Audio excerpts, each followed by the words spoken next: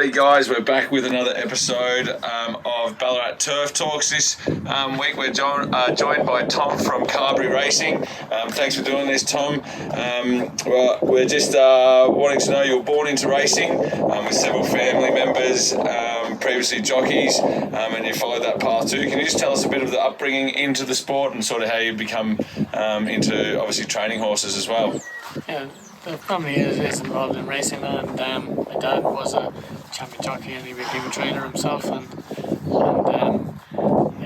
my brothers and sister all were riders as well, and I didn't follow the path straight away, but as I got older I became a rider late, and then decided to go down the training route after moving to Australia. And when I came over here first, I was breaking and pre-training over at Isaac Park, and then started living in Ballarat, working for Darren Weir, racing as a track rider, and I met my wife Monique there, and we decided to just start our own venture here in Ballarat, and it's been a very interesting few years, and we've had winners in a lot of the tracks in Victoria, so it's been an exciting journey, and Ballarat have been very good to us, and it's great that the facilities improved there vastly over that time, and continue to do so, and we're glad to be here, and glad to have a bit of success as well.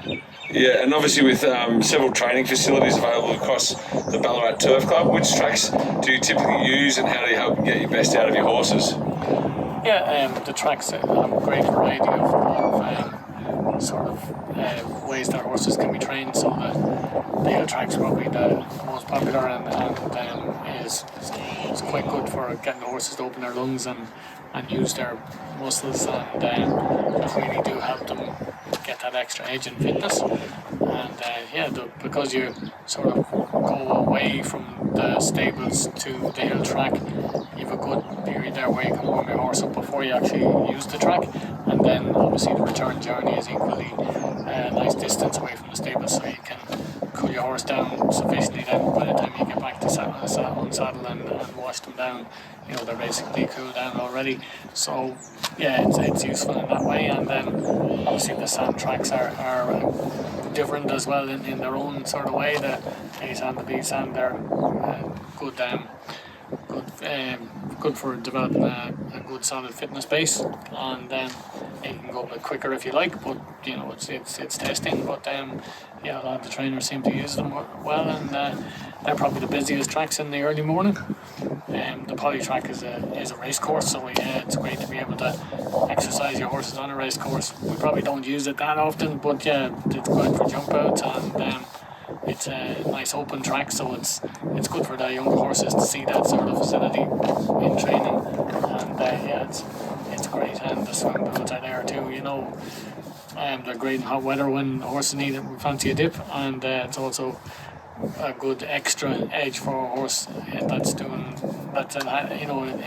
a long campaign, and just something different for them to do, And the old hill, of course, that's another one.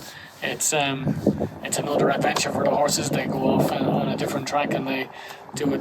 It's steep, and it's a solid surface, but it's a good, interesting bit of exercise for the horses, and again, it's a nice return journey home when they can cool down before they get back to being unsaddled and washed.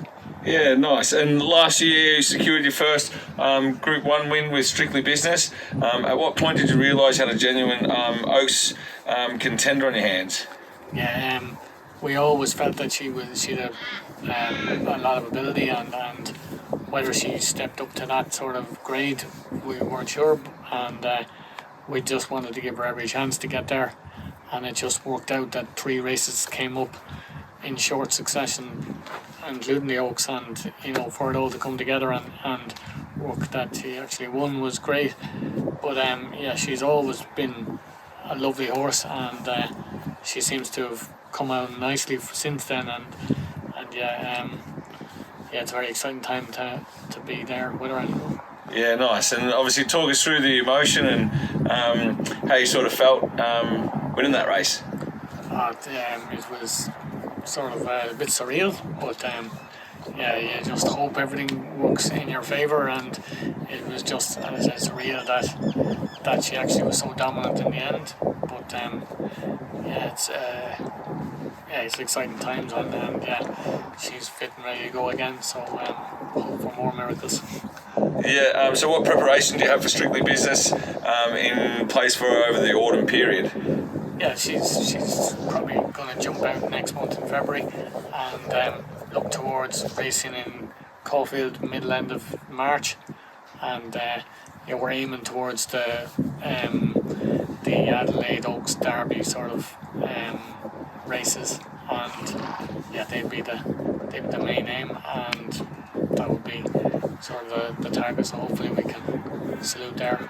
Yep, and outside of Strictly Business, what's sort of some other highlights you've had as a horse trainer? Yeah, it's been sort of great Diplomatic Jack was a good horse to us. He won our first Flemington race, and he won a few good races in the Valley, and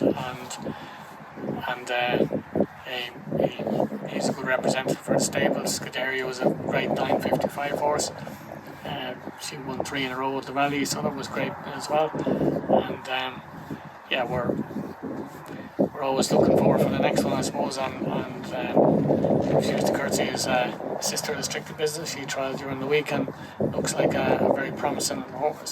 So yeah, the young one's coming along as well, which will be exciting.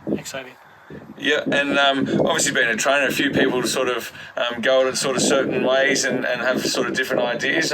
What's some of the things that you sort of look for in horses when you're trying to purchase them, and sort of different ways you like to train them? Yeah, I mean, I suppose it's an athletic sport, so you want to try and get an athlete. So I suppose confirmation's important, pedigree is important as well, and if you want a sprinter, I suppose you try and get for the faster horses, Siren Dam, and likewise for stayers, you're probably looking at. But we sort of focus on speed, but not it's not the be all and end all. I suppose a physical specimen is probably the best thing as well. Yeah, perfect. And if anyone out there is looking to get involved with Carberry Racing, what's the best way to do that? Yeah, the Carberry Racing website is there, and we have horses that are for sale and whatever, they're up on that, so get in touch and chat to Monique and whatever, and sure, there's always a way of getting in there. Yep, perfect. Well, hopefully your 2026 is just as successful as your 2025, and we really appreciate you doing this, Tom. Thanks, Lee. Thanks, Dan. Cheers.